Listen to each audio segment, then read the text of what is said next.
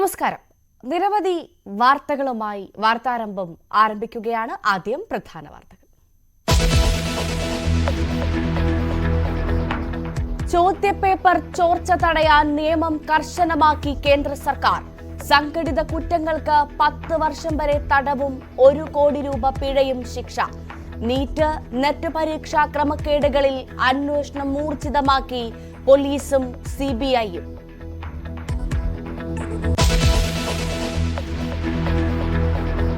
തമിഴ്നാട് കള്ളക്കുറിച്ചി വ്യാജമദ്യ ദുരന്തത്തിൽ മരണം 54ആയി. 135 പേർ ചികിത്സയിൽ. DMK സർക്കാരിനെതിരെ സംസ്ഥാന വ്യാപക പ്രതിഷേധത്തിനൊരുങ്ങി BJP.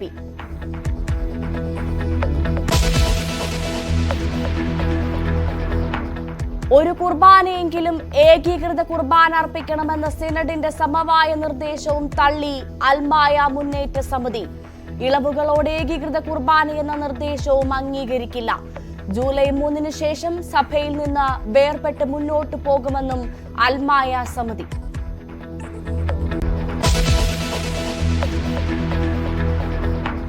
സംസ്ഥാനത്ത് 2 ദിവസം അതിശക്ത മഴയ്ക്ക് സാധ്യത. 6 ജില്ലകളിൽ ഇന്ന് ഓറഞ്ച് അലർട്ട്. കോഴിക്കോടും കണ്ണൂരും വയനാടും നാളെ റെഡ് അലർട്ട്. തീരപ്രദേശങ്ങളിലും മലയോര മേഖലകളിലും ജാഗ്രതാ നിർദ്ദേശം.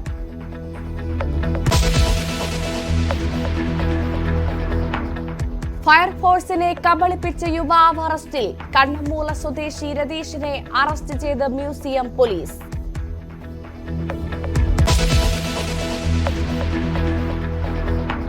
അൻപതാം ജന്മദിനാഘോഷങ്ങൾ ഒഴിവാക്കി ഇളയ ദളപതി വിജയ്. തമിഴ്നാട് കള്ളക്കുറിച്ചി മദ്യദുരന്തത്തിൽ ഇരകളായവരുടെ കുടുംബത്തെ പിന്തുണയ്ക്കാൻ ആരാധകരോട് ആഹ്വാനം.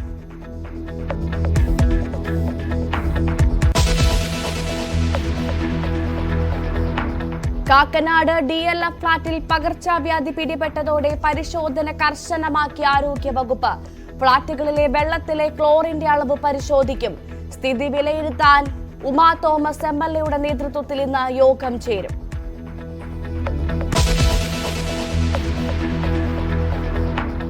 യൂറോ കപ്പിൽ ആദ്യ ഗോൾ രഹിത മത്സരം. ഫ്രാൻസിനെ തളച്ച നെതർലാൻഡ്സ്. കോപ്പ അമേരിക്കയിലെ പെറു ചിലെ മത്സരവും ഗോൾ രഹിതം.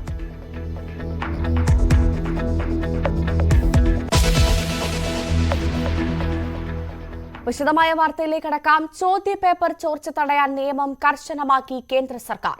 സംഘടിത കുറ്റകൃത്യങ്ങൾക്കെതിരെ 10 വർഷം വരെ തടവും 1 കോടി രൂപ പിഴയുമാണ് ശിക്ഷ. കുറഞ്ഞ ശിക്ഷ 3 മുതൽ 5 വർഷം വരെയാണ്. പുതിയ വിജ്ഞാപനം കേന്ദ്ര സർക്കാർ പുറത്തിറക്കി. അതിനിടെ CSIR നെറ്റ് പരീക്ഷയും മാറ്റിവെച്ചു. ചോദ്യപേപ്പർ ചോർന്നുവെന്ന് സൂചന ലഭിച്ചതിനെ തുടർന്നാണ് പരീക്ഷ മാറ്റിവെച്ചത്. രാകേഷ് വിശദാംശങ്ങളുമായി ചേരും. രാകേഷ്, ഏറ്റവും പ്രധാനം CSRI നെറ്റ് പരീക്ഷയും മാറ്റിവെച്ചു എന്നുള്ള വിവരം പുറത്തുവരുന്നു. ചോദ്യപേപ്പർ ചോർന്നുവെന്ന് സൂചന ലഭിച്ചതിനെ തുടർന്നാണ് പരീക്ഷ മാറ്റിവെച്ചതെന്നാണ് മനസ്സിലാക്കുന്നത്. അങ്ങനെയെങ്കിൽ അതും ചോർന്നല്ലേ? ഈ പരീക്ഷാ നടത്തിപ്പിന്റെ അല്ലെങ്കിൽ പരീക്ഷകളുടെ ഒരു വിശ്വാസ്യത തന്നെ പൂർണ്ണമായി ഇല്ലാതാവുന്ന സാഹചര്യമാണ് ഉള്ളതെന്ന് മനസ്സിലാക്കണം. രാകേഷ്, CSIR നെറ്റ് പരീക്ഷ കൂടി ഇപ്പോൾ മാറ്റിവെച്ചിരിക്കുകയാണ്. ഇന്നലെയാണ് കേന്ദ്ര വിദ്യാഭ്യാസ വകുപ്പ് ഇത്തരമൊരു തീരുമാനം കൈക്കൊണ്ടത്. അതായത് സാങ്കേതിക കാരണം എന്ന വിശദീകരണമാണ് വിദ്യാഭ്യാസ വകുപ്പിൻ്റെ ഭാഗത്തുനിന്നുണ്ടായിട്ടുള്ളത്. പക്ഷേ ചോദ്യപേപ്പർ ചോർന്നു എന്ന വിവരത്തിൻ്റെ അടിസ്ഥാനത്തിലാണ് ഇത്തരമൊരു തീരുമാനത്തിലേക്ക് എത്തിയെന്ന വിവരമാണ് ഇപ്പോൾ പുറത്തു വരുന്നത്. അതായത് അടുത്ത ആഴ്ചയാണ് ഈ പരീക്ഷ നടക്കേണ്ടിയിരുന്നത്. ജൂൺ മാസം 25 മുതൽ 27 വരെയുള്ള തീയതികളിലായിരുന്നു പരീക്ഷ നിശ്ചയിച്ചിരുന്നത്. ഏതാണ്ട് 2 ലക്ഷം പേരാണ് ഈ പരീക്ഷ എഴുതേണ്ടിയിരുന്നത്. എന്നാൽ നിലവിൽ ഇത്തരമൊരു വിവരം ലഭിച്ചതിൻ്റെ അടിസ്ഥാനത്തിലാണ് ഇത്തരമൊരു പരീക്ഷ മാറ്റിവെക്കുന്ന നടപടിയിലേക്ക് കടന്നിരിക്കുന്നത് എന്ന വിവരം ലഭിച്ചിരിക്കുന്നു. കാരണം ഇന്നലെ തന്നെ ചില നിർണായക ചർച്ചകൾ ഡൽഹിയിൽ നടന്നിരുന്നു. പ്രത്യേകിച്ച് വിദ്യാഭ്യാസ മന്ത്രി ധർമ്മേന്ദ്ര പ്രധാൻ, UGC ചെയർമാൻ ജഗദീഷ് കുമാർ, ഒപ്പം തന്നെ ക്യാബിനറ്റ് സെക്രട്ടറി രാജീവ് ഗൗബ തുടങ്ങിയവരെ മാരത്തൺ ചർച്ച നടത്തിയിരുന്നു. ഈ ചർച്ചകൾക്കൊടുവിലാണ് ഏതായാലും ഈ പരീക്ഷ കൂടി മാറ്റിവെക്കാനുള്ള തീരുമാനത്തിലേക്ക് എത്തിയിരിക്കുന്നത്. പുതുക്കിയ തീയതി NTA പിന്നീട് അറിയിക്കുമെന്നാണ് ഇപ്പോൾ വ്യക്തമാക്കുകയും ചെയ്തിട്ടുള്ളത്. ഏതായാലും സർക്കാരിൻ്റെ ഭാഗത്ത് അത്തരം ചോർച്ച അല്ലെങ്കിൽ ചോദ്യപേപ്പർ ചോർന്നു എന്ന തരത്തിലുള്ള ഒരു സമ്മതം അല്ലെങ്കിൽ സ്ഥിരീകരണം തന്നെ ഇതുവരെ ഉണ്ടായിട്ടില്ല. പക്ഷേ അത്തരം വിവരങ്ങൾ സർക്കാരിനെ ലഭിച്ചിരിക്കുന്നു, വിദ്യാഭ്യാസ വകുപ്പിന് ലഭിച്ചിരിക്കുന്നു. അതുകൊണ്ട് തന്നെ സംശയങ്ങൾക്ക് ഇട നൽകേണ്ടതില്ല എന്നതിൻ്റെ കൂടി അടിസ്ഥാനത്തിലാണ് ഇത്തരമൊരു തീരുമാനത്തിലേക്ക് ഇപ്പോൾ കൈക്കൊണ്ടിരിക്കുന്നത്. ഏതായാലും പ്രതിപക്ഷം ഇതിനോടകം തന്നെ വലിയ പ്രതിഷേധം, പ്രത്യേകിച്ച് നീറ്റ് പരീക്ഷാ ക്രമക്കേടിലടക്കം തന്നെ വലിയ പ്രതിഷേധം ശക്തമാക്കിയിരിക്കുകയാണ്. അതിന് പിന്നാലെയാണ് ഇപ്പോൾ ഈ CASR ചോദ്യപേപ്പർ കൂടി ചോർന്നു എന്ന വിവരങ്ങൾ കൂടി ഈ ഘട്ടത്തിൽ പുറത്തു വന്നിരിക്കുന്നത്. ഏതായാലും ഈ സംഭവം പ്രതിപക്ഷം വലിയ രീതിയിൽ ചർച്ചയാക്കും. പ്രത്യേകിച്ച് പാർലമെന്റ് സമ്മേളനം അടുത്ത ദിവസം ആരംഭിക്കാനിരിക്കുമ്പോൾ ഈ വിഷയം സഭയെ പ്രക്ഷുബ്ധമാക്കുമെന്ന കാര്യത്തിൽ സംശയമില്ല. തീർച്ചയായും രാകേഷ്, ഒരൊറ്റ കാര്യം കൂടി, ഈ ചോദ്യപേപ്പർ ചോർച്ച തടയാൻ അതേസമയം തന്നെ നിയമം കേന്ദ്ര സർക്കാർ കർശനമാക്കിയെന്ന വിവരങ്ങൾ കൂടി പുറത്തു വരുന്നുണ്ട്. ഏതൊക്കെ കാര്യത്തിലാണ് നിയമങ്ങൾ കർശനമാക്കിയത്, എവിടെയൊക്കെയാണ്, എന്ത് മാറ്റമാണുള്ളത്? ഭവ്യ, ഇത് സമാനമായ സമയത്ത് തന്നെയാണ് ഇത്തരം നിയമം കർക്കശമാക്കിക്കൊണ്ട് ഇപ്പോൾ കേന്ദ്ര സർക്കാരിൻ്റെ ഭാഗത്ത് നിന്ന് വിജ്ഞാപനം വന്നിട്ടുള്ളത്. കാരണം നേരത്തെ തന്നെ ഈ നിയമം കൊണ്ടുവന്നതാണ് കേന്ദ്ര സർക്കാർ. കഴിഞ്ഞ ഫെബ്രുവരിയിൽ ബജറ്റ് സമ്മേളനത്തിൻ്റെ കാലഘട്ടത്തിൽ തന്നെ ഈ നിയമം കേന്ദ്ര സർക്കാർ കൊണ്ടുവന്നതാണ്. അതിപ്പോൾ വിജ്ഞാപനം ചെയ്തിരിക്കുന്നു. അതായത് public examination prevention of unfair means act 2024 ഇതാണ് ഇപ്പോൾ വിജ്ഞാപനം ചെയ്തിരിക്കുന്നത്. ഇത് പ്രകാരം ഏറ്റവും ചുരുങ്ങിയ ശിക്ഷ, ഈ ക്രമക്കേടുകൾക്ക് ഏറ്റവും ചുരുങ്ങിയ ശിക്ഷ 3 വർഷം മുതൽ 5 വർഷം വരെയാണെന്ന് കേന്ദ്ര സർക്കാർ വ്യക്തമാക്കുന്നത്. അത് സംഘടിത കുറ്റകൃത്യമാകുമ്പോൾ അതിൻ്റെ ശിക്ഷയും വർദ്ധിക്കുമെന്നുകൂടി കേന്ദ്ര സർക്കാർ ഇപ്പോൾ വ്യക്തമാക്കുന്നത്. അതായത് 5 മുതൽ 10 വർഷം വരെ സംഘടിത കുറ്റകൃത്യങ്ങൾക്ക് ശിക്ഷ ലഭിക്കാം. ഒപ്പം 1 കോടി രൂപ പിഴയും ഈടാക്കുമെന്ന് ഈ നിയമം വ്യവസ്ഥ ചെയ്യുന്നുണ്ട്. ഒപ്പം തന്നെ സ്ഥാപനങ്ങൾക്കെതിരെ, ഇത്തരം കുറ്റകൃത്യങ്ങൾക്ക് കൂട്ടുനിൽക്കുന്ന സ്ഥാപനങ്ങൾക്കെതിരെയും കർശന നടപടി ഉണ്ടാകും. അതായത് സ്ഥാപനങ്ങൾ കണ്ടുകെട്ടാനുള്ള തീരുമാനത്തിലേക്കാണ്, അത്തരം കടുത്ത നടപടിയിലേക്കാണ് കടക്കുക. ഒപ്പം തന്നെ ഈ പരീക്ഷാ ചെലവിന് ചിലവാകുന്ന തുക അത് ഇവരിൽ നിന്ന് ഈടാക്കുമെന്ന് കൂടി ഇപ്പോൾ വ്യക്തമാക്കിയിട്ടുണ്ട്. മാത്രവുമല്ല ഏത് അന്വേഷണ ഏജൻസികളെ വേണമെങ്കിൽ അന്വേഷണം ഏൽപ്പിക്കാനുള്ള അധികാരം കേന്ദ്ര സർക്കാരിന് ഉണ്ടാകും. ഒപ്പം തന്നെ സൂപ്രണ്ടിൽ കുറയാത്തൊരു ഉദ്യോഗസ്ഥനായിരിക്കും ഇതിൻ്റെ അന്വേഷണ ചുമതല എന്നുകൂടി കേന്ദ്ര സർക്കാർ വ്യക്തമാക്കുന്നുണ്ട്. ഏതായാലും കഴിഞ്ഞ ഫെബ്രുവരിയിലാണ് ഈ നിയമം കൊണ്ടുവന്നെങ്കിൽ പോലും ഇപ്പോൾ ഈ വിവാദങ്ങൾക്കിടെയാണ് ഇപ്പോൾ കേന്ദ്ര സർക്കാർ ഈ നിയമം വിജ്ഞാപനം ചെയ്തിരിക്കുന്നത്. ഭവ്യ, തീർച്ചയായും നന്ദി രാകേഷ് വിശദ വിവരങ്ങൾക്ക്. തമിഴ്നാട് കള്ളക്കുറിച്ചി കരുണാപുരം വിഷ മദ്യ ദുരന്തത്തിൽ മരണം 54ആയി. 135 പേർ ചികിത്സയിലാണ്. DMK സർക്കാരിനെതിരെ ഇന്ന് BJP സംസ്ഥാനമൊട്ടാകെ പ്രതിഷേധ ധർണ നടത്തും.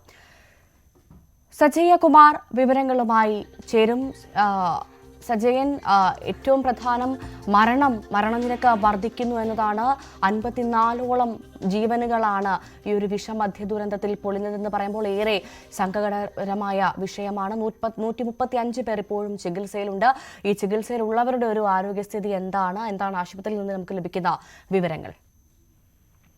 ഭവ്യ, നാടിനെ തന്നെ നടുക്കിയ തമിഴ്നാട് കള്ളക്കുറിച്ചി കരുണാപുരം വിഷമദ്യ ദുരന്തം മരണം ഇപ്പോൾ ഇതുവരെ 54ആയി ഉയർന്നിട്ടുണ്ട്. 131 പേരാണ് വിവിധ പോണ്ടിച്ചേരി, സേലം പോലുള്ള വിവിധ ആശുപത്രിയിൽ ചികിത്സയിൽ കഴിയുന്നത്. 131 പേരിൽ 25ഓളം പേരുടെ ആരോഗ്യനില ഗുരുതരമായ ഒരു അവസ്ഥയിലാണെന്നാണ് അറിയാൻ കഴിയുന്നത്. ഈ 131 പേരിൽ 50ഓളം പേരെ ഇന്നലെ കള്ളക്കുറിച്ചി ചില ഗ്രാമങ്ങളിൽ വീണ്ടും വിഷമദ്യം കഴിച്ചു എന്ന വാർത്തയറിഞ്ഞ ആരോഗ്യവകുപ്പ് വീടുകളിൽ ചെന്ന് അവരെ വിളിച്ചുകൊണ്ട് ചെന്ന് ആശുപത്രികളിൽ അഡ്മിറ്റ് ചെയ്യുകയായിരുന്നു. ഇതിൽ 25ഓളം പേരുടെ നില ഗുരുതരമെന്നാണ് അറിയാൻ കഴിയുന്നത്. ഈ വിഷയത്തിനെതിരെ ഇന്ന് സംസ്ഥാനമൊട്ടൊക്കെ ഓരോ ജില്ലകളിലും ജില്ലാ കളക്ടറുടെ ഓഫീസിന് മുന്നിൽ ഭാരതീയ ജനതാ പാർട്ടിയുടെ പ്രതിഷേധ ധർണ നടക്കുന്നുണ്ട്. അതായത് തമിഴ്നാട് സർക്കാർ വ്യാജമദ്യ ലോബികൾക്കെതിരെ നടപടിയെടുക്കാൻ സ്റ്റാലിൻ സർക്കാർ പരാജയപ്പെട്ടു. ഈ വിഷയത്തിൽ CBI അന്വേഷണം ആവശ്യപ്പെട്ടുകൊണ്ടും അതുപോലെ സർക്കാർ നേരിട്ട് നടത്തുന്ന ടാസ്മാർക്ക് മദ്യ വിൽപ്പന ഷോപ്പ് അത് 3000ഓളം കടകളിൽ ഒരു ആദ്യഘട്ടമായ 1000 കടകൾ പൂട്ടണമെന്ന ആവശ്യം ഉന്നയിച്ചാണ് ഇന്ന് BJP സംസ്ഥാനമൊട്ടൊക്കെ ഓരോ ജില്ലകളിലും ജില്ലാ കളക്ടറുടെ ഓഫീസിന് മുന്നിൽ സമരം നടത്തുന്നത്. അതേപോലെ മറ്റന്നാൾ 24-ാം തീയതി AIADMKയും ഈ വിഷയത്തിൽ സംസ്ഥാനമൊട്ടൊക്കെ സമരം അറിയിച്ചിട്ടുണ്ട്. 25-ാം തീയതി DMDK എന്ന പാർട്ടിയും സമരം സർക്കാരിനെതിരെ അറിയിച്ചിട്ടുണ്ട്.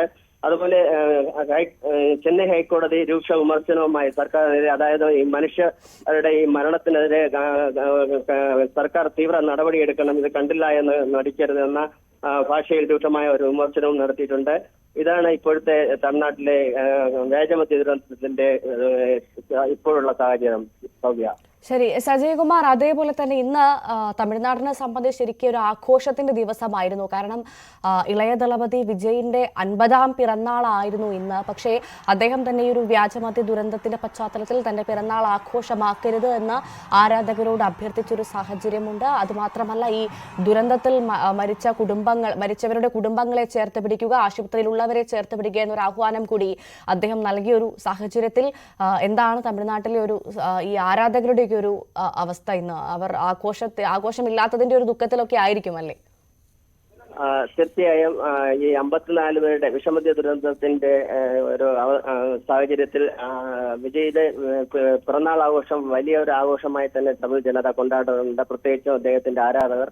ഇപ്പോൾ അദ്ദേഹം തമിഴക വെറ്റിക്കഴകം എന്ന ഒരു പാർട്ടി രൂപീകരിച്ചിട്ടുണ്ട്.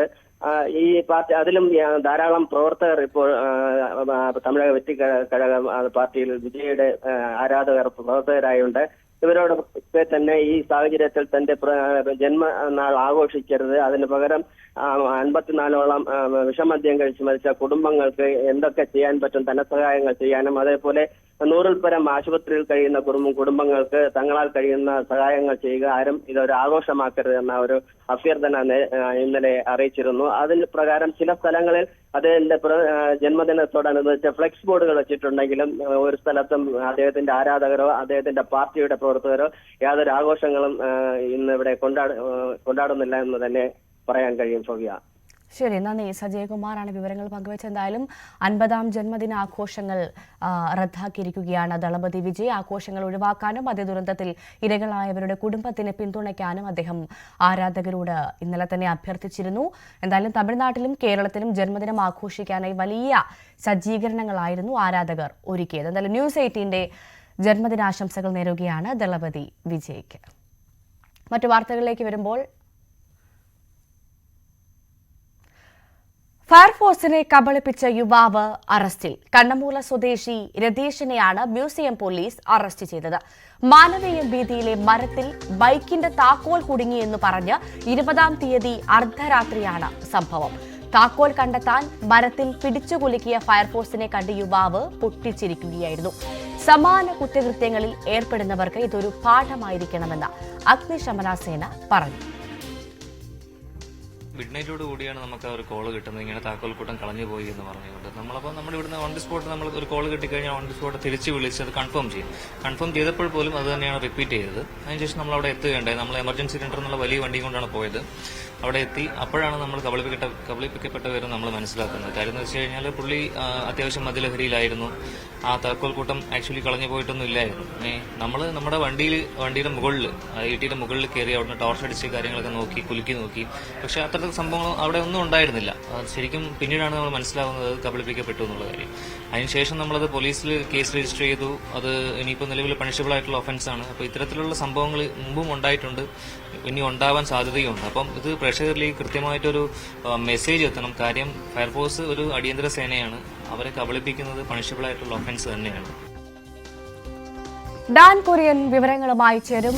ഡാൻ, ഉദ്യോഗസ്ഥൻ പറഞ്ഞതുപോലെ തന്നെ ഫയർഫോഴ്സ് ഒരു അടിയന്തര സേനയാണ്. ഏതൊരു അപകട സാഹചര്യത്തിലും മുന്നിൽ ഓടിയെത്തുന്ന വിഭാഗമാണ് ഫയർഫോഴ്സ്. അവരാണ് ഇപ്പോൾ കബളിപ്പിക്കപ്പെട്ടത്. എന്തായിരുന്നു സംഭവം? തീർത്തും ഇതൊരു മാതൃകാപരമായ നടപടി തന്നെയാണ് ഈ അറസ്റ്റിന്റെ കാര്യത്തിൽ, സംശയമില്ല. ഒന്ന് വിശദീകരിക്കാമോ എന്താണ് സംഭവിച്ചതെന്നത്?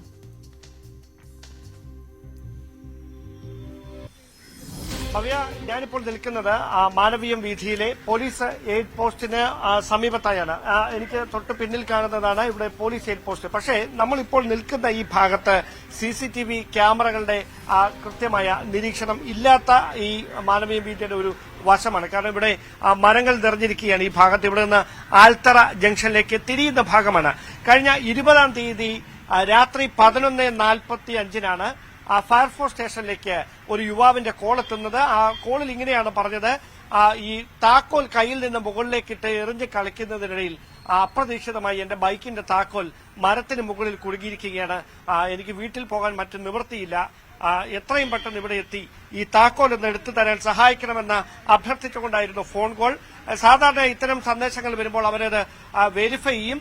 അങ്ങനെ അത് റീകൺഫേം ചെയ്ത് ശരിയാണ് ഇയാൾ ഇങ്ങനെ ഒരു കാര്യം പറയുന്നു, വിളിച്ചത് തന്നെയാണ് എന്ന് ഉറപ്പാക്കിയതിനു ശേഷം അഗ്നിശമന സേന അവരുടെ എല്ലാ സജ്ജീകരണങ്ങളുമായി 20-ാം തീയതി അർദ്ധരാത്രി, അതായത് മിനിഞ്ഞാന്ന് അർദ്ധരാത്രി ഇവിടേക്ക് ഓടിയെത്തുന്നു.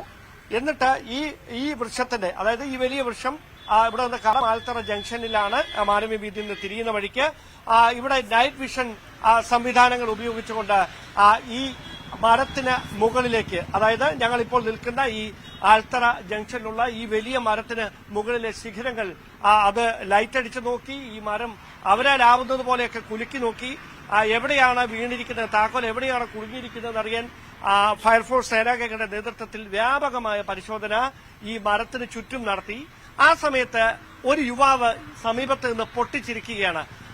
അപ്പോൾ ഈ താക്കോൽ എവിടെയാണ് പോയിരിക്കുന്നത്? അപ്പോൾ അയാൾ പെട്ടെന്ന് മരത്തിലല്ല താഴേക്ക് വീണെന്നാണ് തോന്നുന്നതെന്ന് പറയുന്നു. തുടർന്ന് ഉദ്യോഗസ്ഥർ ഈ പരിസരം മുഴുവൻ അവരുടെ എല്ലാ സംവിധാനങ്ങളും ഉപയോഗിച്ച് പരിശോധിക്കുന്നു. പക്ഷേ അങ്ങനെ ഒരു താക്കോൽ കൂട്ടം കണ്ടെത്താൻ കഴിഞ്ഞില്ല. പൊടുന്നതിന് തന്നെ അവർക്ക് ഇത് ഒരു വ്യാജ സന്ദേശമാണ്, തങ്ങൾ കബളിപ്പിക്കപ്പെട്ടിരിക്കുകയാണ് എന്ന കാര്യം ബോധ്യമാകുന്നു. തുടർന്ന് മ്യൂസിയം പോലീസിനെ ഫയർഫോഴ്സ് ഉദ്യോഗസ്ഥർ തന്നെ വിവരം അറിയിക്കുന്നു. അവരിവിടെ എത്തി ഇയാളെ കസ്റ്റഡിയിലെടുത്തു.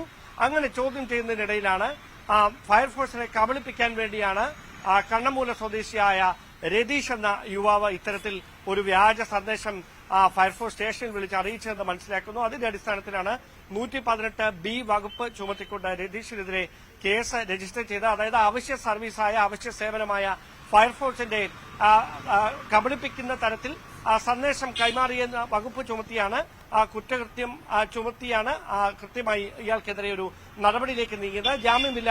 ജാമ്യം ലഭിക്കുന്ന വകുപ്പ് തന്നെയാണ്, പക്ഷേ പെനാൽറ്റി ഒഫൻസ് ആണ്. എന്തായാലും ഇയാൾക്ക് ജാമ്യം ലഭിച്ച ഇയാൾ പുറത്തിറങ്ങിയിട്ടുണ്ട്. പക്ഷേ ഫയർഫോഴ്സ് ഇതിനെ വലിയ തരത്തിൽ, അതായത് ഒരു വ്യാപകമായ പ്രചാരണത്തിന് ഒരുങ്ങുകയാണ്.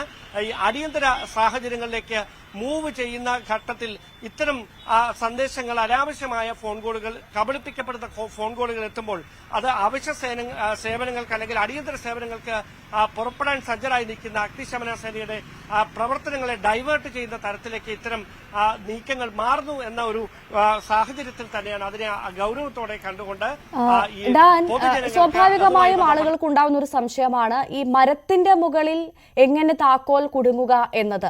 അപ്പോൾ അതിന് ഈ യുവാവ് എന്ത് കാരണം പറഞ്ഞാണ് ഫയർഫോഴ്സിനെ വിശ്വസിപ്പിച്ചത്? അത് അറിയാൻ സാധിച്ചിട്ടുണ്ടോ ഡാനിന്?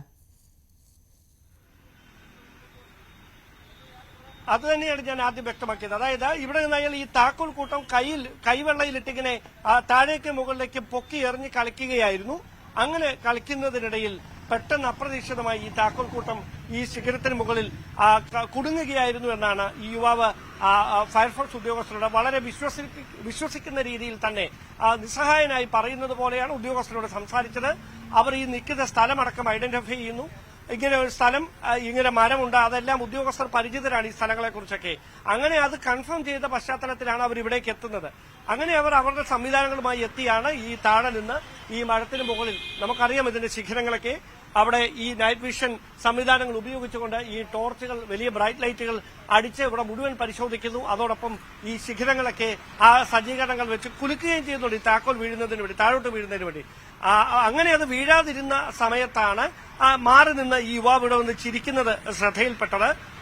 പൊടുന്നനെയാണ് ഇയാളെ ചോദ്യം. അങ്ങനെ അപ്പോൾ മരത്തിന് മുകളിലല്ല, താഴേക്ക് വീണു പോയിട്ടുണ്ടാവും എന്ന് യുവാവ് തന്നെ പറയുന്നു. അങ്ങനെ താഴെയും വിശദമായ പരിശോധന നടക്കുന്നു. അപ്പോഴും താക്കോൽ കൂട്ടം കണ്ടെത്താൻ കഴിയുന്നില്ല.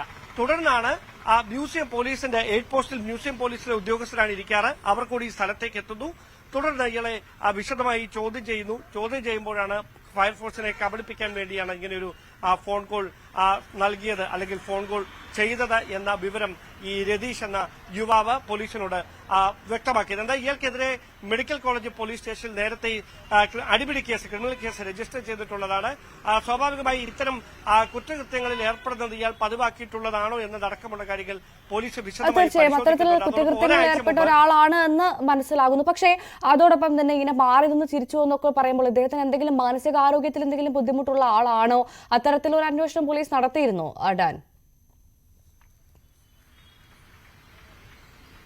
അത്തരത്തിലുള്ള ഒരു കണ്ടെത്തലുകളും ഇതുവരെ ഉണ്ടായിട്ടില്ല. അയാൾ ആരോഗ്യവാനായ ഒരു യുവാവ് തന്നെയാണ് എന്നാണ് കണ്ടെത്തൽ. കാരണം മാനസികാസ്വാസ്ഥ്യമുള്ള ഒരാൾ സംസാരിക്കുന്നത് പോലെ അല്ല അയാൾ അഗ്നിശമന സേന ഓഫീസിൽ വിളിച്ച് ഈ കാര്യം ധരിപ്പിച്ചത് വളരെ വിശ്വസിക്കുന്ന തരത്തിലാണ്. അതുകൊണ്ടാണ് അവർ ആ സജ്ജീകരണങ്ങളുമായി ഓടി ഇവിടേക്ക് ഈ പരിശോധനകൾ നടത്തുന്നതിന് വേണ്ടി എത്തുന്ന സാഹചര്യം ഉണ്ടായത്. അയാൾ കൃത്യമായി അങ്ങനെ മാനസിക വൈകല്യമുള്ളയാളോ അങ്ങനത്തെ പ്രശ്നങ്ങളുള്ളയാളായിട്ടൊന്നും പോലീസിനെ കണ്ടെത്താൻ കഴിഞ്ഞിട്ടില്ല. എന്തായാലും ഒരാഴ്ച മുമ്പ് സമാനമായ രീതിയിൽ 112 എന്ന എമർജൻസി നമ്പറിലേക്ക് ഫോണിൽ വിളിച്ച് മാനവീയ വീതിയിൽ സംഘർഷം നടക്കുകയാണ് എന്ന് വിവരം കൈമാറി.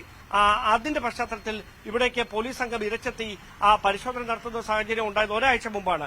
അതിനെ സംബന്ധിച്ചിട്ടുള്ള അന്വേഷണവും വിശദമായി തന്നെ പുരോഗമിക്കുന്നതിനിടയിലാണ് ഫയർഫോഴ്സിനെ കബളിപ്പിക്കുന്ന തരത്തിൽ യുവാവിന്റെ ഭാഗത്തു നിന്നുണ്ടായ ഈ ഫോൺ കോൾ, അതുമായി ബന്ധപ്പെട്ട് ഫയർഫോഴ്സ് സേനാംഗങ്ങൾക്ക് പിന്നീടുണ്ടായ ബുദ്ധിമുട്ടുകളുടെ പശ്ചാത്തലത്തിൽ പൊതുജനങ്ങളെ ഈ വിഷയം സംബന്ധിച്ച ബോധമുള്ളവരാക്കുന്നതിന് വേണ്ടി ഇതിനെ ഗൌരവമായി എടുത്തുകൊണ്ട് തന്നെ ഇയാൾക്കെതിരെ ഈ 118B വകുപ്പ് ചുമത്തി മ്യൂസിയം പോലീസ് കേസ് രജിസ്റ്റർ ചെയ്യുന്ന ഒരു നടപടി ഉണ്ടായിരിക്കുന്നത്. ഭവ്യ, തീർച്ചയായും ഇത്തരത്തിലുള്ള ആളുകൾക്ക് ഇതൊരു പാഠമാണ്.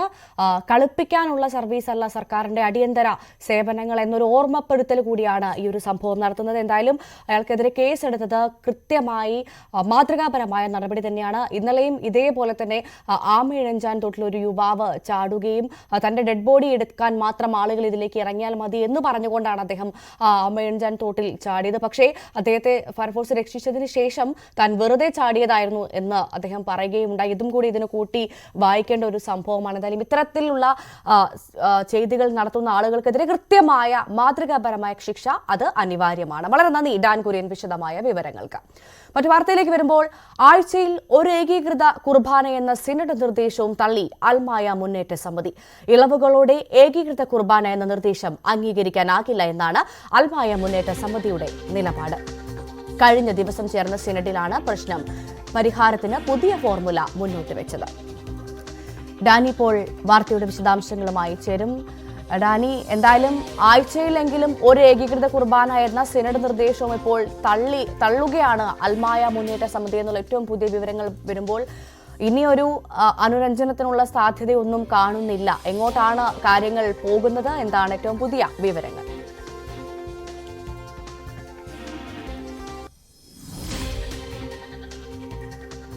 സിറോ മലബാർ സഭയിൽ ഇപ്പോൾ ഉണ്ടാവുന്ന പ്രതിസന്ധികൾക്ക് പരിഹാരം എന്ന രീതിയിലാണ്, അത് കണ്ടെത്തുക എന്ന രീതിയിലാണ് സിനഡ് 2 ദിവസങ്ങളായി സമ്മേളിച്ചത്. പക്ഷേ അതിൽ വന്നിരിക്കുന്ന നിർദ്ദേശങ്ങൾ ആഴ്ചയിൽ ഒരു ദിവസമെങ്കിലും ഏകീകൃത കുർബാന അർപ്പിക്കുക, സിനഡ് നിർദ്ദേശ കുർബാന അർപ്പിക്കുക, അതോടൊപ്പം തന്നെ വിശേഷ ദിവസങ്ങളിലും ഏകീകൃത കുർബാന അർപ്പിക്കുക എന്നൊരു നിർദ്ദേശമാണ് മുന്നോട്ട് വയ്ക്കുകയും ചെയ്തത്. നേരത്തെ യാതൊരു രീതിയിലുള്ള ഒരു ഇളവും അനുവദിക്കാത്ത രീതിയിലായിരുന്നുവെങ്കിൽ ഇപ്പോൾ അതിന് ഒരു ഇളവ് നൽകിയിരിക്കുന്നു എന്ന രീതിയിലാണ് ആ വാർത്താക്കുറിപ്പ് ഇറങ്ങുകയും ചെയ്തത്. സിനഡാനന്തര സർക്കുലർ ഇറങ്ങുകയും ചെയ്തത്. അതിനനുസരിച്ച് നേരത്തെ അതിൽ ഉണ്ടായിരുന്ന സർക്കുലർ നിലനിൽക്കുമെന്ന് കൂടി വ്യക്തമാക്കിയിരുന്നു. അതായത് കടുത്ത ശിക്ഷാ നടപടികൾ ഇത് കുർബാന അർപ്പിച്ചില്ലെങ്കിൽ ഉണ്ടെന്ന് പറയുന്ന സർക്കുലർ അത് നിലനിൽക്കുമെന്ന് പറയുകയും ചെയ്തിരുന്നു. ഇത് ചോദ്യം ചെയ്തുകൊണ്ടാണ് ഇപ്പോൾ എറണാകുളം അങ്കമാലി അതിരൂപതയിലെ വിശ്വാസി കൂട്ടായ്മയായ അൽമായ മുന്നേറ്റം വരുന്നത്. തങ്ങൾക്ക് ഇത് ചില അജണ്ടകൾ ഒളിച്ചു കടത്താൻ വേണ്ടിയുള്ള സിനഡിന്റെ ശ്രമമാണിതെന്ന് അവർ പറയുന്നു. അതുകൊണ്ട് ഇപ്പോൾ വന്നിരിക്കുന്ന സമവായത്തിന് തങ്ങൾ തയ്യാറല്ല എന്നാണ് അവർ വ്യക്തമാക്കുകയും ചെയ്യുന്നത്. നമുക്കൊപ്പം അൽമായ മുന്നേറ്റത്തിന്റെ വക്താവ് റിജു കാഞ്ഞുകാരൻ കൂടി ചേരുന്നുണ്ട്. ഇപ്പോൾ വന്നിരിക്കുന്ന നിർദ്ദേശങ്ങൾ അത് പൂർണ്ണമായും തള്ളിക്കൊണ്ടാണ് ഇപ്പോൾ അൽമായ മുന്നേറ്റം പറയുന്നത്. എന്തുകൊണ്ടാണ് അത് അങ്ങനെ പറയുന്നത്? ഞങ്ങളുടെ വൈദികരും ഞങ്ങളുടെ രൂപതയിൽ നിന്നുള്ള മെത്രാന്മാരും ഒരു സമവായ ചർച്ചകൾക്ക് മുന്നോട്ട് പോയപ്പോൾ സിറോ മലബാർ സഭയിലും എറണാകുളം അങ്കമാലിയിലും കാലങ്ങളായി തുടരുന്ന ഒരു കലാപ അന്തരീക്ഷം അത് തീരട്ടെ, ഒരു സമാധാനം ശാശ്വതമായി നിലവിൽ വരുമെന്ന് കണ്ടുകൊണ്ടാണ് ഞങ്ങൾ സമവായ ചർച്ചകൾക്ക് സ്വാഗതം നൽകിയത്. പക്ഷേ ഞങ്ങൾ മുന്നോട്ട് വെച്ച പ്രധാനപ്പെട്ട 2 ആവശ്യങ്ങളും അത് ചർച്ചകളിൽ ഏകദേശം ധാരണകളാണ്. ഒന്ന്, ജൂൺ 9 ഒരു പുറത്തിറക്കിയ സർക്കുലർ, നിയമവിരുദ്ധമായി പുറത്തിറക്കിയ സർക്കുലർ പൂർണ്ണമായി പിൻവലിക്കുക എന്നുള്ളതാണ്. പക്ഷേ ഇന്നലെ രാത്രി പുറത്തിറക്കിയ സർക്കുലർ തുടങ്ങുന്നത് തന്നെ ആ സർക്കുലർ നിലനിൽക്കുന്നു എന്ന് പറഞ്ഞുകൊണ്ടാണ്. മറ്റൊന്ന്, എറണാകുളം അതിരൂപതയിൽ നിലനിൽക്കുന്ന ജനാഭിമുഖ കുർബാന ഔദ്യോഗികമാണ് എന്ന് അംഗീകരിക്കണം. കാരണം കഴിഞ്ഞ 1 വർഷം മുമ്പ് ഇവർ ഇത് നിയമവിരുദ്ധമാണ്, ഇലിസിറ്റ് ആണ് എന്ന് പ്രഖ്യാപിച്ചത് ഈ സിനഡ് തന്നെയാണ്. ഈ സിനഡ് ഇത് നിയമപരമായി അംഗീകാരം നൽകിയാൽ മാത്രമേ മറ്റൊരു കുർബാന, എറണാകുളം അതിരൂപതയിൽ സിനഡൽ മാസം എന്ന് പറയുന്ന 50-50 ഫോർമുല കുർബാന സ്പെഷ്യൽ മാസമായി ഞായറാഴ്ചകളിൽ അത് ഇടവക സമിതിയുടെയും വൈദികന്റെയും അംഗീകാരത്തോടെ നടത്താൻ ഞങ്ങൾ സമ്മതിക്കൂ എന്ന് കൃത്യമായി ഈ ചർച്ചകളിൽ വൈദികരും മെത്രാന്മാരും നിൽക്കുന്ന സമിതിയിൽ പറഞ്ഞിരുന്നതാണ്. അതിനെല്ലാം ഏകദേശം ധാരണയായി പിരിഞ്ഞ ശേഷം ഇന്നലെ രാത്രി പുറത്തിറക്കിയ സർക്കുലർ ഇതിന് മുഴുവൻ അപ്പാടെ നിരാകരിക്കുന്നതാണ്. കാരണം ശാശ്വതമായ ഒരു സമാധാനം ഈ സർക്കുലർ പറയുന്നില്ല. ഇതിൽ വൈരുദ്ധ്യങ്ങൾ മാത്രമാണ് പറയുക. ഞായറാഴ്ചകളിൽ ഒരു കുർബാന നടത്തണം, എന്നാൽ അത് മറ്റ് കോൺഗ്രിഗേഷൻസിലും മറ്റു സ്ഥലങ്ങളിലും മുഴുവൻ ദിവസങ്ങളിലും സിനഡൽ മാസ് നടത്തണം. ജൂൺ 9 സർക്കുലർ നിലനിൽക്കും. ശിക്ഷാ നടപടികൾ അതോടെ നിലനിൽക്കും.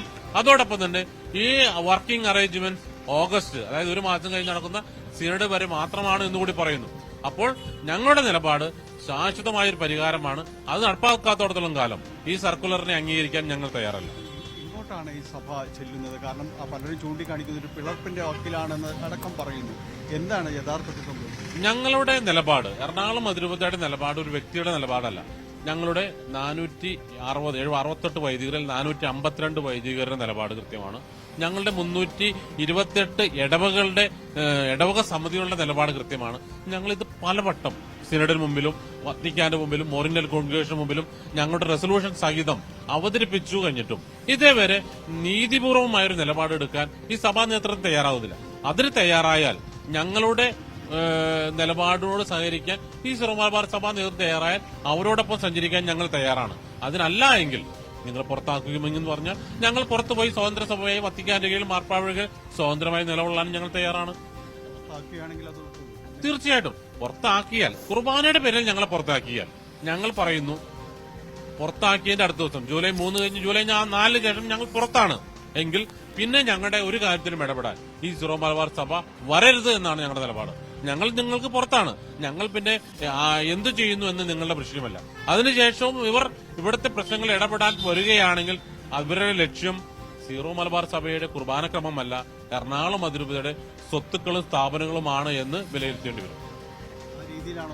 തീർച്ചയായിട്ടും കുർബാനയാണ്, ആരാധനയാണ് പ്രശ്നമെങ്കിൽ ഞങ്ങൾ പറഞ്ഞ പല ഡിമാൻഡ്സും ഇവർക്ക് ഒരു ലിറ്റർജിക്കൽ വേരിയന്റായി അനുവദിക്കുക എന്നുള്ളത് വളരെ സിമ്പിളായ കാര്യമാണ്.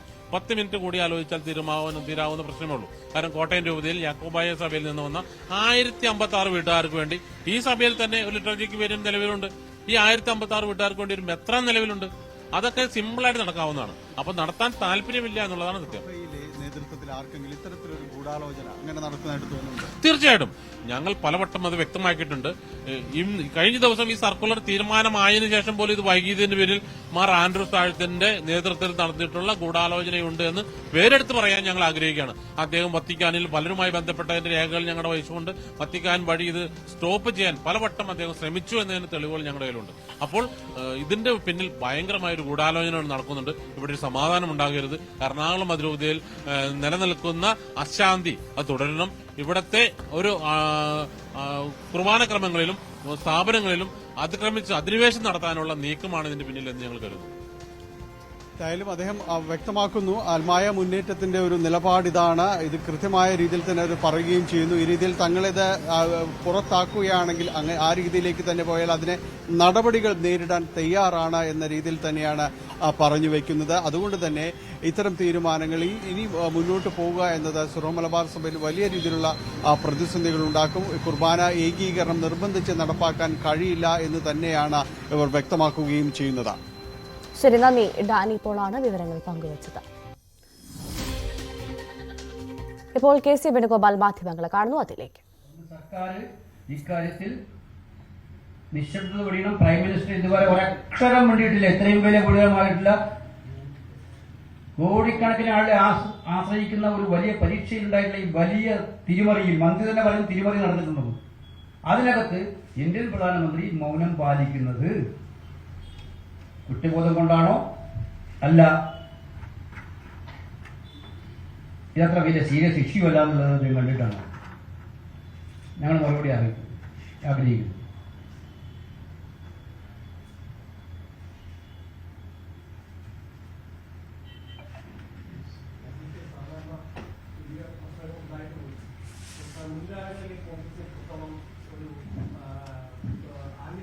കഴിയാത്തൊരു സാഹചര്യം ഒരുപാട് അഴിമതികൾ വന്നിട്ട് പോലും അതൊന്നും പുറത്തു കൊണ്ടുവരാൻ പറ്റാത്ത ഒരു സാഹചര്യം പോലും വരുന്നുണ്ട്. പക്ഷേ ഇവിടെ തുടക്കത്തിൽ തന്നെ വളരെ ക്രിയാത്മകമായിട്ട് നിങ്ങൾക്ക് രംഗത്തെത്താൻ കഴിയുന്നത് വളരെ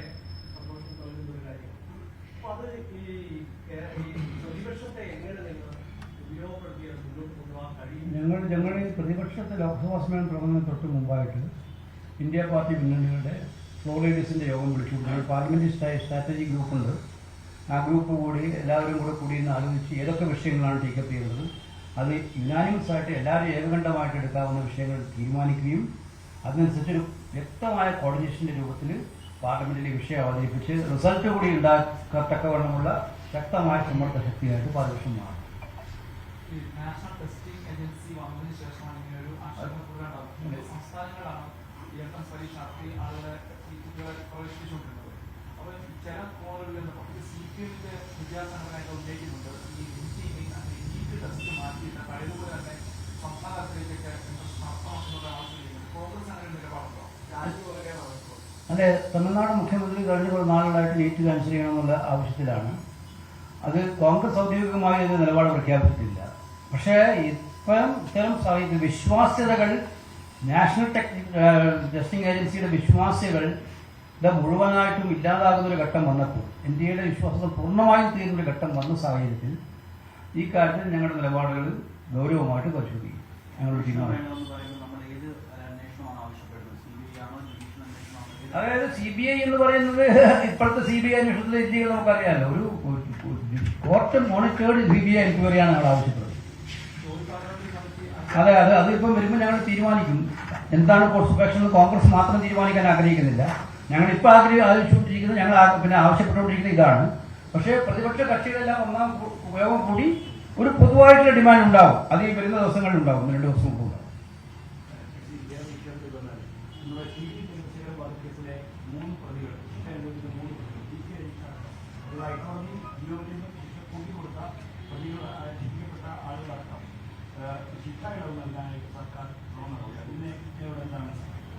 അതിന് കോൺഗ്രസ് അല്ല, കേരളം ഒന്നടങ്കം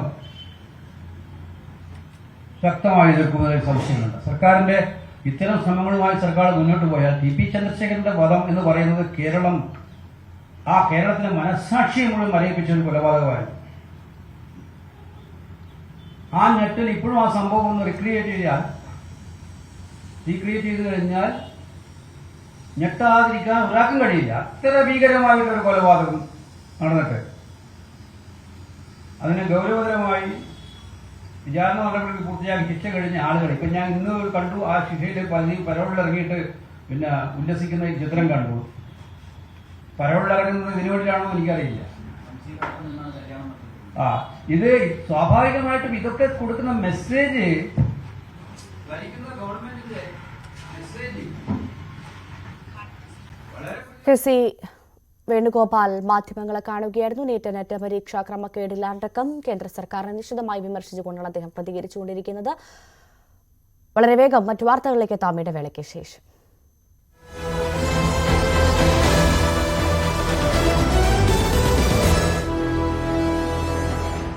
വട്ടിയൂർക്കാവിൽ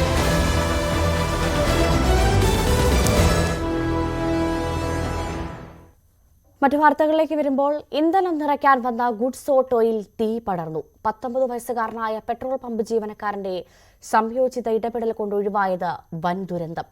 മുക്കം നോർത്ത് കാരശ്ശേരിയിലെ KCK പെട്രോൾ പമ്പിലാണ് സംഭവം. ഇന്ധനം നിറയ്ക്കാൻ വന്ന ഗുഡ്സ് ഓട്ടോയിൽ നിന്നും തീ പടർന്നതോടെ മുജാഹിദ് എന്ന പെട്രോൾ പമ്പ് ജീവനക്കാരനാണ് രക്ഷകനായത്. ഇന്നലെ പുലർച്ചെയായിരുന്നു സംഭവം.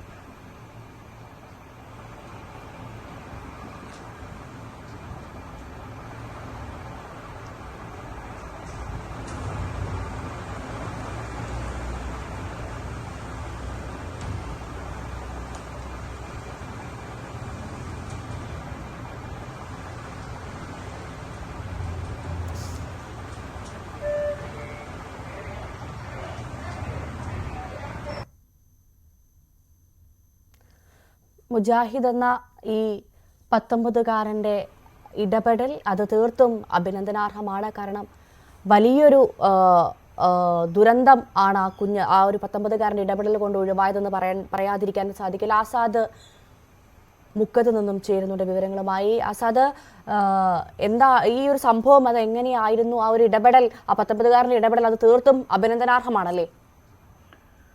ഭവ്യ, തീർച്ചയായും അഭിനന്ദനാർഹമായ ഒരു ഇടപെടലാണ് 19 വയസ്സുകാരനായ വെസ്റ്റ് ബംഗാൾ സ്വദേശി മുജാഹിദിന്റെ ഭാഗത്തു നിന്നുണ്ടായത്.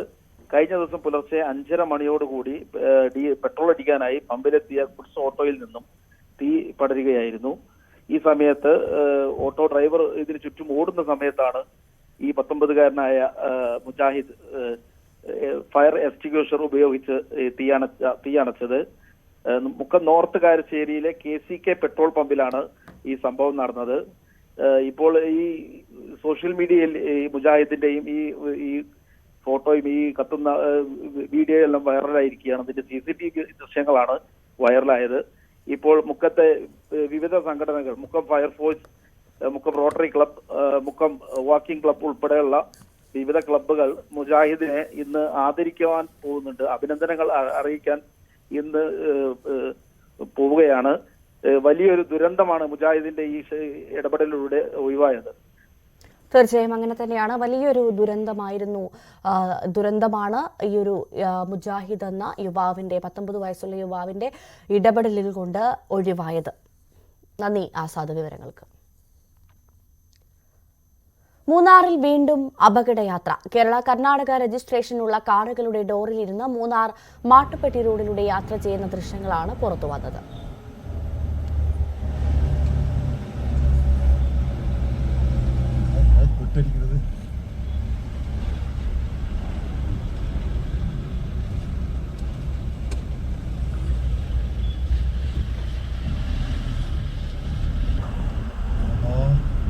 Super scene.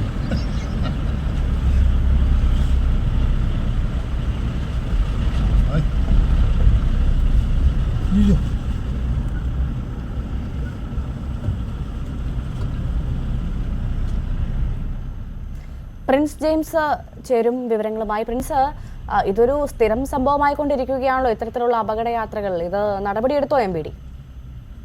തീർച്ചയായും മൂന്നാർ മേഖല ായിരിക്കുകയാണ്. കഴിഞ്ഞ ദിവസങ്ങളിലൊക്കെ സംസ്ഥാനത്ത് തന്നെ ഏറ്റവും മനോഹരമായ റോഡായ ഗ്യാപ്പ് റോഡിൽ കൂടെ കേസുകൾ മുന്നിലോട്ട് വന്നിരുന്നു. അതിൽ 3 പേർക്കെതിരെ നടപടി ഉണ്ടാകുന്ന സാഹചര്യമുണ്ടായി. പ്രത്യേകിച്ചും ആദ്യം ഇടുക്കി ബൈത്തൻവായ സ്വദേശിയായ ആളോടിച്ച വാഹനത്തിൽ നിന്നാണ് 2 പേര്, ഒരു സ്ത്രീയും. മൂന്നാറിൽ വീണ്ടും അപകടയാത്ര. കേരള കർണാടക രജിസ്ട്രേഷനുള്ള കാറുകളുടെ ഡോറിലിരുന്ന് മൂന്നാർ മാട്ടുപ്പെട്ടി റോഡിലൂടെ യാത്ര ചെയ്യുന്ന ദൃശ്യങ്ങളാണ് പുറത്തുവന്നത്. പ്രിൻസിന്റെ ടെലിഫോണിൽ ചെറിയൊരു തകരാറുണ്ടെന്ന് മനസ്സിലാക്കുന്നു. പ്രിൻസ് ജെയിംസ് ആണ് വിവരങ്ങൾ പങ്കുവച്ചത്. മറ്റു വാർത്തകളിലേക്ക്. പത്തനംതിട്ടയിൽ സ്കൂൾ വിദ്യാർത്ഥിനിയെ ഉപദ്രവിച്ചയാളുടെ മുഖത്തടിച്ച് അമ്മ. രാധാകൃഷ്ണപിള്ള എന്നയാളാണ് സ്കൂളിലേക്കുള്ള യാത്രക്കിടെ ബസ്സിൽ വെച്ചും പുറത്തിറങ്ങിയ ശേഷവും കുട്ടിയെ ഉപദ്രവിച്ചത്. ഈ രാധാകൃഷ്ണപിള്ളയെയാണ് അമ്മ മുഖത്തടിച്ചത്. രാധാകൃഷ്ണപിള്ളയെ പോക്സോ വകുപ്പ് ചുമത്തി അറസ്റ്റ് ചെയ്തു. ശശിനാരായണൻ വിവരങ്ങളുമായി ചേരുന്നു. ശശിനാരായണൻ, ഈ കുട്ടിയെ, വിദ്യാർത്ഥിനിയെ ഉപദ്രവിച്ചയാളെ അമ്മ മുഖത്തടിച്ചു എന്നാണ് പറയുന്നത്. എന്താണ് സംഭവിച്ചത്? വിവരം. ഭവ്യ, ഇന്നലെ വൈകിട്ടാണ് ഏനാത്ത് ഇത്തരം ഒരു സംഭവം ഉണ്ടായത്. ബസ്സിൽ യാത്ര ചെയ്യുന്ന പെൺകുട്ടിയോട് അപമര്യാദയെ പെരുമാറിയെ തുടർന്ന് ഈ കുട്ടി ബസ്സിൽ നിന്നും തുടർന്ന് ബസ്സിൽ പല പ്രാവശ്യം ഇത്തരം മോശമായ രീതിയിൽ ഇദ്ദേഹം പെരുമാറുകയുണ്ടായി. അടൂർ മുണ്ടപ്പള്ളി സ്വദേശി രാധാകൃഷ്ണപിള്ളയാണ് ഇത്തരത്തിൽ ബസ്സിൽ വെച്ച് കുട്ടിയോട് മോശമായി പെരുമാറിയത്. തുടർന്ന് ബസ് സ്റ്റോപ്പിൽ ഇറങ്ങിയതിനു ശേഷവും അവിടെ വെച്ചും ഈ പെൺകുട്ടിയോട് മോശമായ രീതിയിൽ പെരുമാറുകയും ദേഹത്ത് സ്പർശിക്കുകയൊക്കെ ചെയ്തു. അത് കുട്ടി ഉടൻ തന്നെ വീട്ടിൽ അമ്മയെ വിളിച്ച് പറയുകയും ചെയ്തു. അമ്മ വന്ന് കൂട്ടിക്കൊണ്ടുപോകുന്നിടത്താണ് ഇദ്ദേഹവുമായി വാക്കേറ്റം ഉണ്ടാകും. ഇദ്ദേഹം പിന്നെയും ഈ അമ്മയും മകളെയും ആക്രമിക്കാനായിട്ട് മുതിരുന്ന സമയത്താണ് ഇയാളുടെ മുഖത്ത് ഹെൽമെറ്റ് കൊണ്ട് കുട്ടിയുടെ അമ്മ അടിക്കുന്നത്. അങ്ങനെ അദ്ദേഹത്തിന്റെ മുകളിലെ പാലം തകർന്ന നിലയിലാണ്. ഉടൻ തന്നെ പോലീസ് വിവരമായ സ്ഥലത്തെത്തുകയും പോക്സോ വകുപ്പ് പ്രകാരം കേസെടുക്കുകയും ചെയ്തിട്ടുണ്ട്. എന്തായാലും നിരന്തരമായി കുട്ടിയെ ഉപദ്രവിച്ചതിന്റെ പേരിലാണ്, സഹികെട്ടാണ് ഇത്തരത്തിൽ മാതാവ് ചെയ്യേണ്ടി വന്നത്. ഈ ബസ് സ്റ്റോപ്പിൽ വെച്ചും സമാനമായ രീതിയിൽ ഈ കുട്ടിയെ ആക്രമിക്കുന്ന ദൃശ്യങ്ങൾ കൂടി നമുക്ക് മൊബൈൽ ആളുകൾ പകർത്തിയ ദൃശ്യങ്ങൾ കൂടി നമുക്ക് കാണുമ്പോൾ മനസ്സിലാവും. എന്തായാലും മദ്യപിച്ച ലഹരിയിലാണ് ഇദ്ദേഹം മദ്യപിച്ച് ലക്ഷ്യപ്പെട്ട ഒരു അവസ്ഥയിലായിരുന്നു. ശശിനാരായണൻ, ഈ രാധാകൃഷ്ണപിള്ള മദ്യലഹരിയിലാണ് എന്നത് ദൃശ്യങ്ങളിൽ നിന്ന് പൂർണ്ണമായും വ്യക്തമാണ്. ഇയാൾ ആരാണ്? ഈ കുട്ടിയുമായി എന്തെങ്കിലും ബന്ധമുള്ള ആളാണോ, അയൽവാസിയാണോ, ആരാണ് ഇയാൾ? അത്തരത്തിലുള്ള കാര്യങ്ങൾ നമുക്ക് കൃത്യമായി പോക്സോ വകുപ്പുള്ള കേസാണ്. അത്തരം കാര്യങ്ങൾ നമുക്ക് പങ്കുവെക്കേണ്ടത്. എന്തായാലും ഈ കുട്ടിയുമായി ബന്ധമുള്ള ആളല്ലെന്നാണ് നമുക്ക് അറിയാൻ കഴിയുന്നത്. എന്തായാലും ബസ്സിൽ വെച്ച് മോശമായി യാത്ര ചെയ്യുന്നതിനിടയിൽ അപമര്യാദയിൽ പെരുമാറിയ ശേഷം ബസ് ഇറങ്ങിയതിനു ശേഷവും സമാനമായ രീതിയിൽ പെൺകുട്ടിയുടെ ദേഹത്ത് സ്പർശിക്കുകയും മോശമായി പെരുമാറിയതിന്റെ അടിസ്ഥാനത്തിലാണ് ഇത്തരം ഒരു അക്രമം ഉണ്ടായത്. എന്തായാലും സഹികെട്ട രീതിയിലാണ് മാതാവ് ഇയാളെ ആക്രമിക്കുന്നത്. എന്തായാലും അക്രമത്തിൽ അദ്ദേഹത്തിന് മൂക്കിന്റെ പാലത്തിന് കേടുമൊക്കെ മൂക്കിന് പരിക്കുകയും ഒക്കെ ചെയ്തു. എന്തായാലും പോക്സോ വകുപ്പ് പ്രകാരം പോലീസ് ഇദ്ദേഹത്തെ അറസ്റ്റ് ചെയ്യുകയും ചെയ്തിട്ടുണ്ട്. ശരി, എന്തായാലും പത്തനംതിട്ടയിൽ വിദ്യാർത്ഥിനി ഉപദ്രവിച്ചയാളുടെ മുഖത്ത് അമ്മ അടിച്ചു എന്നുള്ള വിവരമാണ് പുറത്തുവരുന്നത്. രാധാകൃഷ്ണ പിള്ള എന്നയാളാണ് ഇപ്പോൾ പോക്സോ പ്രകാരം അറസ്റ്റിലായിരിക്കുന്നത്. ശശിനാരായണനാണ് വിവരങ്ങൾ പങ്കുവച്ചത്. കൊടിക്കുന്നിൽ സുരേഷിന് പ്രോ ടൈം സ്പീക്കർ സ്ഥാനം നിഷേധിച്ചതിൽ കേന്ദ്ര സർക്കാരിനെതിരെ ആദ്യ വിമർശനം ഉന്നയിച്ച് രംഗത്ത് വന്നത് മുഖ്യമന്ത്രി പിണറായി വിജയനാണ്.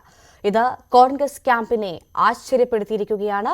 തെരഞ്ഞെടുപ്പ് പ്രചാരണത്തിനിടെ കോൺഗ്രസിനെ കടന്നാക്രമിച്ച മുഖ്യമന്ത്രി ബിജെപിക്കെതിരെ മൌനം തുടർന്നുവെന്നായിരുന്നു കോൺഗ്രസിന്റെ ആരോപണം.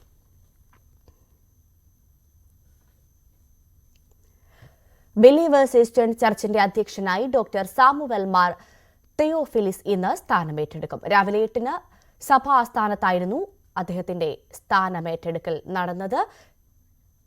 സഭയിലെ മുതിർന്ന എപ്പിസ്കോപ്പയും ഡൽഹി അതിഭദ്രാസന അധിപനുമായ ജോൺ മോർ ഐറേനിയസ് മുഖ്യ കാർമ്മികത്വം വഹിക്കുകയാണ്. അദ്ദേഹത്തിന്റെ സ്ഥാനാരോഹണ ചടങ്ങ് ഇപ്പോൾ പുരോഗമിക്കുകയാണ്. കുറഞ്ഞു പോകാത്ത ആദരവും നിത്യവും ഇടപെടാതെ കരേറ്റുവാൻ ഞങ്ങൾ യോഗ്യരായി തീരണമേ. പ്രകാശത്തിൽ നിന്നുള്ള പ്രകാശവും പ്രകാശത്തിന്റെ ഉറവിടവുമാകുന്ന ഏക സാക്ഷാൽ പ്രകാശത്തിന്റെ മുമ്പ് 3 കതിരുകളുള്ള ഏക സ്തുതിയും 3 കാന്തിയുള്ള ഏക സ്തോത്രവും 3 ദീപ്തിയുള്ള ഏക പുകഴ്ചയും ഉണ്ടായിരിക്കട്ടെ.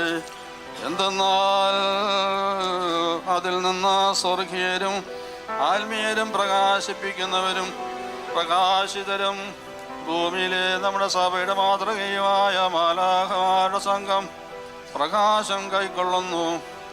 അതിലെ ജ്ഞാനപ്രകാശത്താലും പരിശുദ്ധാത്മാവിന്റെ ദാനത്താലും ദിവ്യാശ്ലേഖന്മാരെ പ്രകാശിപ്പിച്ച് തന്റെ മർമ്മത്തിന്റെ ജ്ഞാനത്താൽ അവരെ പൂർണ്ണരാക്കുകയും ആത്മീയ ദാനങ്ങൾ അധികാരം അവർക്ക് പരമേൽപ്പിക്കുകയും ചെയ്തു. അതുകൊണ്ട് പരിശുദ്ധാത്മാവാൽ തെരഞ്ഞെടുക്കപ്പെട്ട് അവർ ശോഭിച്ച് കൃതരായി തീരുകയും പ്രകാശം അവരുടെ പിതാവിന്റെ സന്നിധിയിൽ നിന്ന് ഇറങ്ങി വരുന്നവനും. ഇടവേള.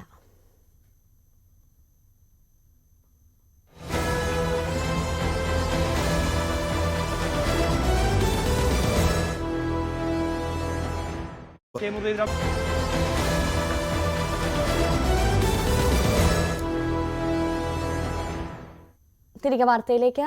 ഒറ്റമഴയിൽ വെള്ളത്തിൽ മുങ്ങുന്ന എറണാകുളം KSRTC ബസ് സ്റ്റാൻഡ് ഗതാഗത മന്ത്രി KB ഗണേഷ് കുമാർ ഇന്ന് സന്ദർശിക്കും. 4 അംഗ വിദഗ്ധ സമിതിയും മന്ത്രിക്ക് ഒപ്പമുണ്ടാകും. സ്റ്റാൻഡിലെ വെള്ളക്കെട്ട് പരിഹരിക്കാൻ അടിയന്തര നടപടി സ്വീകരിക്കുമെന്ന് മന്ത്രി ഇന്നലെ നിയമസഭയിൽ അറിയിച്ചിരുന്നു. ഡാനി ഇപ്പോൾ എറണാകുളം ബസ് സ്റ്റാൻഡിൽ നിന്ന് ചേരുന്നുവെന്നാണ് മനസ്സിലാക്കുന്നത്. ഡാനി, വല്ലാത്തൊരവസ്ഥയാണ് എറണാകുളം ബസ് സ്റ്റാൻഡിനെ സംബന്ധിച്ച്. യാത്രക്കാർ അത്രമാത്രം ദുരിതത്തിലാക്കുന്ന ഒരു ബസ് സ്റ്റാൻഡ് എന്ന് തന്നെ എടുത്തു പറയേണ്ട ഒരു സാഹചര്യമാണ്. അതിൽ ഏറ്റവും ശ്രദ്ധേയമായ കാര്യം, ഇന്ന് KSRTC സ്റ്റാൻഡ് ഗതാഗത മന്ത്രി നേരിട്ട് സന്ദർശിക്കുന്ന പ്രത്യേകത കൂടിയുണ്ട്. അത് അവിടുത്തെ യാത്രക്കാരെ സംബന്ധിച്ച് ഏറെ പ്രതീക്ഷ നൽകുന്നുണ്ട്. മന്ത്രി നേരിട്ട് വന്ന് അവിടുത്തെ അവസ്ഥ കാണുമ്പോൾ ഒരു പക്ഷേ അതിന് പരിഹാരമുണ്ടാകുമെന്ന് പ്രതീക്ഷയും ആളുകൾക്കുണ്ടാകും, അല്ലേ?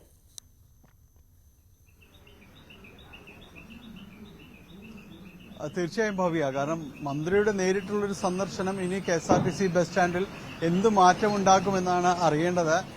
നമ്മൾ സ്ഥിരം ഈ വഴി വരുന്നതുകൊണ്ട് ഈ ബസ് സ്റ്റാൻഡിൽ അടക്കം ഇവിടുത്തെ ജീവനക്കാരടക്കം പലരും പരിചിതരാണ്. അവർ എല്ലാവരും വളരെ പ്രതീക്ഷയോടെ ഈ സമയം കാത്തു നിൽക്കുന്നുണ്ട്. നമുക്ക് പലകുറി കണ്ടതാണ് ഇവിടുത്തെ ഒരു വിഷയങ്ങളെല്ലാം തന്നെ.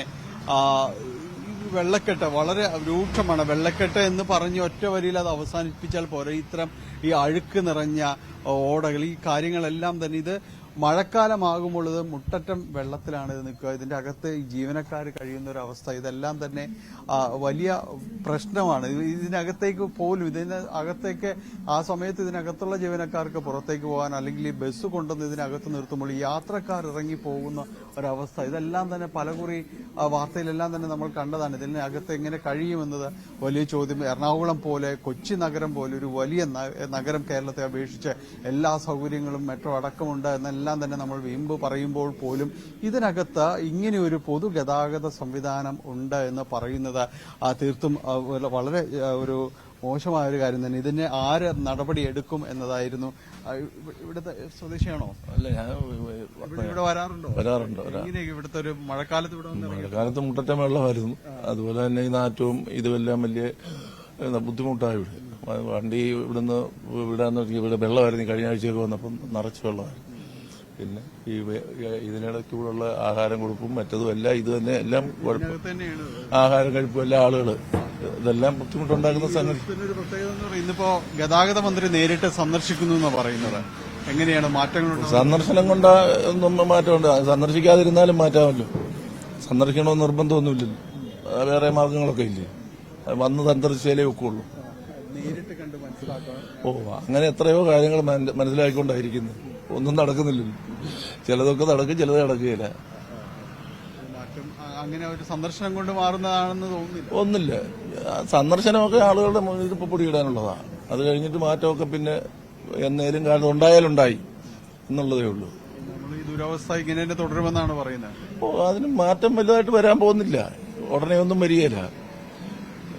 ഭവ്യ, ഈ പ്രതികരണങ്ങൾ ഈ രീതിയിലാണ്. അദ്ദേഹം പറഞ്ഞതുപോലെ പലകുറി ഇവിടെയെല്ലാം യാത്രക്കാരനാണ്, ഈ വഴിയെല്ലാം പോകുന്നതാണ്. അദ്ദേഹം ഇതിന്റെ ഒരു ദുരവസ്ഥ വലിയ രീതിയിൽ തന്നെ അനുഭവിക്കുന്ന ഒരാളായിരുന്നു.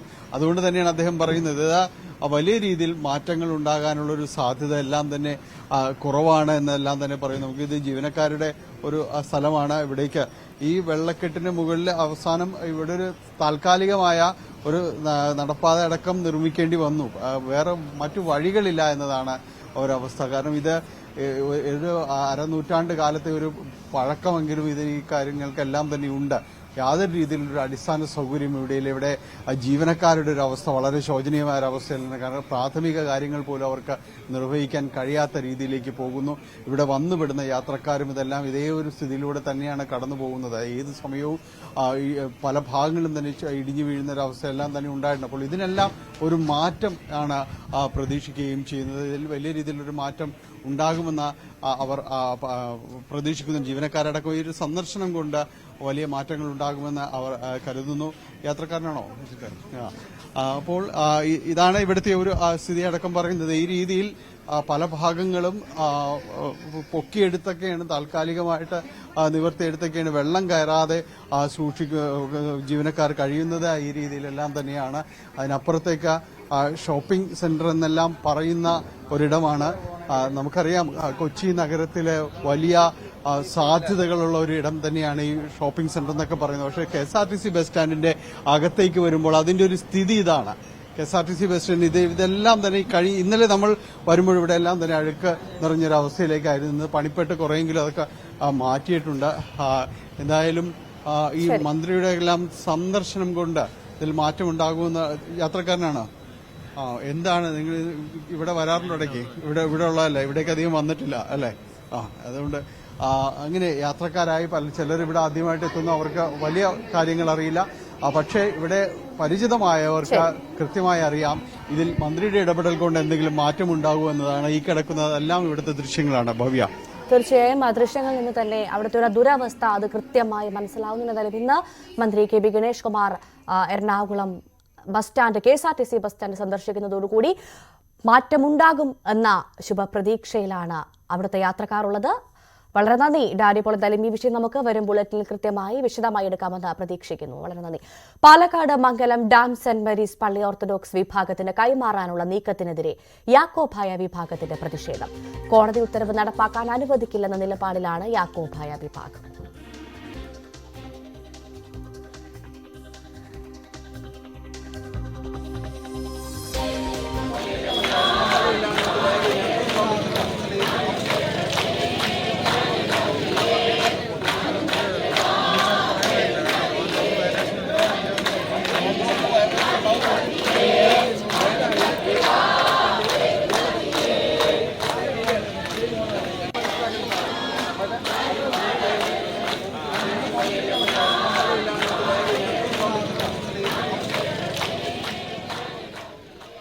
എസ് വിനേഷ് കുമാർ വിവരങ്ങളുമായി ചേരുന്നു. വിനേഷ്, ഈ പ്രതിഷേധത്തിന്റെ കാരണം എന്താണ് സംഭവിച്ചത്? ഭവ്യ, മംഗലം ഡാം, അതായത് പാലക്കാട് ജില്ലയിലെ വടക്കഞ്ചേരി മംഗലം ഡാമിലുള്ള saint Mary's orthodox church orthodox വിഭാഗത്തിന് കൈമാറാനുള്ള കോടതി ഉത്തരവിനെതിരെയാണ് ഇപ്പോൾ യാക്കോബായ വിഭാഗത്തിന്റെ പ്രതിഷേധം. ഇന്ന് ഇത് സംബന്ധിച്ച് അധികൃതർ ഇടപെട്ട് ഈ ഹൈക്കോടതി ഉത്തരവ് നടപ്പാക്കാൻ അധികൃതർ എത്തിയതോടുകൂടിയാണ് പ്രാർത്ഥനാ പ്രതിഷേധവുമായി യാക്കോബായ വിഭാഗം രംഗത്ത് വന്നിട്ടുള്ളത്. നമുക്കറിയാം, കേരളത്തിൽ അങ്ങോളം ഇങ്ങോളം കോലഞ്ചേരി പള്ളി ഉൾപ്പെടെയുള്ള തർക്കങ്ങൾ സജീവമായ സമയത്ത് തന്നെ ഈ ഒരു ഓർത്തഡോക്സ് യാക്കോബായ വിഭാഗത്തിന്റെ ഇടയിലുള്ള ഒരു അധികാര തർക്കത്തിന്റെ ഭാഗം കൂടിയാണ് ഇപ്പോൾ ഇവിടെയും നടക്കുന്നത്. എന്തായാലും ഇവിടെ ഉള്ള പള്ളി ഒരു കാരണവശാലും ഓർത്തഡോക്സ് വിഭാഗത്തിന് കൈമാറാൻ അനുവദിക്കില്ല, കോടതി ഉത്തരവ് നടപ്പാക്കാൻ അനുവദിക്കില്ല എന്ന് പറഞ്ഞുകൊണ്ടാണ് യാക്കോബായ വിഭാഗം പ്രാർത്ഥനാ പ്രതിഷേധവുമായി രംഗത്ത് വന്നിട്ടുള്ളത്. എന്തായാലും പ്രദേശത്ത് സംഘർഷാവസ്ഥ കണക്കിലെടുത്ത് വൻ പോലീസ് സന്നാഹം തന്നെയുണ്ട്. നമുക്കറിയാം, കഴിഞ്ഞ കുറച്ചു കാലങ്ങളായി ഇത്തരത്തിലുള്ള പ്രതിഷേധങ്ങൾ നടത്തുകയും തുടർന്ന് പോലീസ് തിരിച്ചുപോയും അധികൃതർ ഈ പള്ളി കൈമാറാതെ തിരിച്ചുപോയ സംഭവങ്ങൾ മറ്റു പല സ്ഥലങ്ങളിലും ഉണ്ടായിട്ടുണ്ട്. സമാനമായ ഒരു സാഹചര്യത്തിലേക്ക് തന്നെയായിരിക്കും മിക്കവാറും മംഗലം ഡാം വടക്കഞ്ചേരി ഭാഗത്തെ പള്ളി വിഷയത്തിലും ഉണ്ടാവുക എന്നാണ് അറിയാൻ കഴിയുന്നത്. എന്തായാലും ഇപ്പോൾ അധികൃതർ ഇവിടെ പള്ളി ഓർത്തഡോക്സ് വിഭാഗത്തിന് കൈമാറാൻ എത്തിയിട്ടുണ്ട്. പക്ഷേ യാക്കോബായ വിഭാഗം പ്രതിഷേധവുമായി ഇതിൽ പുരോഹിതരടക്കമുള്ള ഒരു വിഭാഗം പ്രതിഷേധവുമായി രംഗത്തുണ്ട്. വൻ പോലീസ് സന്നാഹം തന്നെ സ്ഥലത്തുണ്ട്. ഇനി ഏത് രീതിയിലുള്ള നടപടിയിലേക്ക് പോകും എന്നുള്ളതാണ് കണ്ടറിയേണ്ടത്. ശരി, നന്ദി. വിനേഷ് കുമാറാണ് വിവരങ്ങൾ പങ്കുവച്ചത്. ഇപ്പോൾ മലപ്പുറത്ത് +1 സീറ്റ് പ്രതിസന്ധിയിൽ പ്രതിഷേധവുമായി MSF.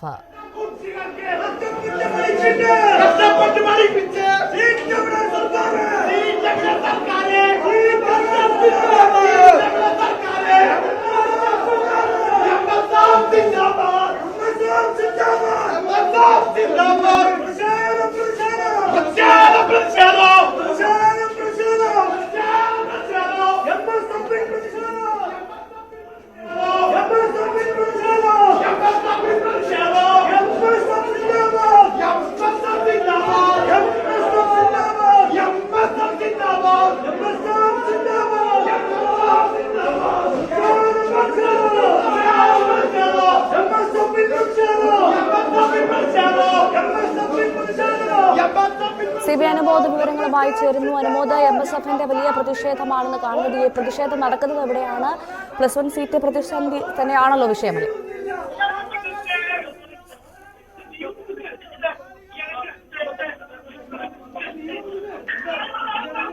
അനുമോദ്, കേൾക്കാമോ? MSF നേതാക്കളെ പോലീസ് ബലമായി അറസ്റ്റ് ചെയ്തതിന്റെ ദൃശ്യങ്ങളാണ് നമ്മൾ കണ്ടുകൊണ്ടിരിക്കുന്നത്. മലപ്പുറം ഹയർ സെക്കൻഡറി മേഖല ഉപഡയറക്ടറുടെ ഓഫീസിലാണ് പ്രവർത്തകർ താഴിടാൻ ശ്രമിച്ചത്. തുടർച്ചയായ 3-ാം ദിവസമാണ് ഇത്തരത്തിലുള്ള പ്രതിഷേധം MSFന്റെ ഭാഗത്ത്. +1 സീറ്റ് പ്രതിസന്ധിയിലാണ് ഇപ്പോൾ മലപ്പുറത്ത് MSF വിദ്യാർത്ഥികളുടെ പ്രതിഷേധം നടക്കുന്നത്. ബലമായി പ്രതിഷേധിക്കുന്ന MSF വിദ്യാർത്ഥികളെ പോലീസ് അറസ്റ്റ് ചെയ്ത് നീക്കുന്ന ദൃശ്യങ്ങളാണ് കാണുന്നത്. കഴിഞ്ഞ കുറച്ചു നാളുകളായി ഈ +1 സീറ്റ് പ്രതിസന്ധിയിൽ തുടർച്ചയായി നിരന്തരം MSF പ്രതിഷേധത്തിലാണ്. സമരം നടത്തുന്നതിന്റെ ഭാഗമായുള്ള സമരത്തിലാണ് ഇപ്പോൾ പോലീസ് പ്രവർത്തകരെ അറസ്റ്റ് ചെയ്ത് നീക്കുന്നത്. നടക്കേണ്ട ആവശ്യമില്ല. എന്താ ഇവിടെ ഈ തോന്നിയാസം കാണും നിങ്ങൾ കാണില്ലേ? എന്താ കാണാത്ത ഈ തോന്നിയാസം നിങ്ങൾ കാണില്ലേ? കുട്ടികൾ ആത്മഹത്യ ചെയ്യാണ്, കുട്ടികൾ സീറ്റിൽ പ്രയാസപ്പെടുകയാണ്.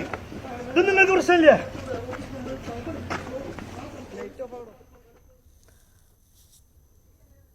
ഇതോടുകൂടി വാർത്താരംഭം പൂർണ്ണമാവുകയാണ്. ഇടവേളയ്ക്ക് ശേഷം ന്യൂസ് ട്രെൻഡ്സ് കാണാം. നമസ്കാരം.